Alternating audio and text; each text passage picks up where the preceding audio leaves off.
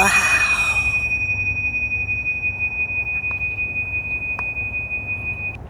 Alam niyo ba na may toothpaste na trending dito sa TikTok?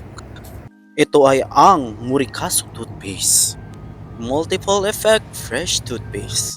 Cleanses oral cavity, prevents tooth decay. May free na tatlong Me Too dental floss, peak for the clean teeth and healthy gums. May kasama na siyang Evo Snow Toothbrush, 10,000 soft bristles, cleaning power 3 times. Malaki siya, 200 gram.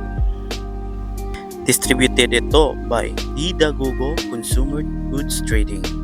Murikaso. Kamu daw guys be. Spell daw be. Sige daw be. Sige daw spell. Dali. Nakakaputi talaga siya ng ngipin mga besh. Swear to God. Walang eme-eme yan. Ginagamit ko siya mga 3 times a day. Daily use ko nga siya ginagamit. Actually no, yellowish na talaga yung ngipin ko. Mga besh, mahilig akong magkape. Kape kasi may nakaka-yellowish talaga ng ngipin. So nag-scroll ako ng video sa TikTok. So nahanap ko to, ito mga besh, yung product na ito. Ang ginagamit ko. Or talaga, puputi talaga buhay mo. So ano na besh, pabudol ka na rin. Sa mga mahilig magkape dyan mga besh. So ito na yung hinahanap mong ng toothpaste. Surely besh, pagkatapos mo mag-toothbrush nito, fresh na fresh talaga yung feeling mo. Feeling ba na feeling? So magbisaya sa tano, so makaputi yun siyang ngipon mga besh no. Makita man mo sa video nga puti na akong ngipon. Yellowish ba akong ngipon, isip ako pangapi. So sigo panot-brush ani no. Bisag ako gikaon kay panot-brush ko. Nawara na akong natala no. Sa isa ka adlaw kay morning na ako na toothbrush kay wala katulog manot-brush. Pagbalik ko na ako. Nangawala ako mga kiki ba.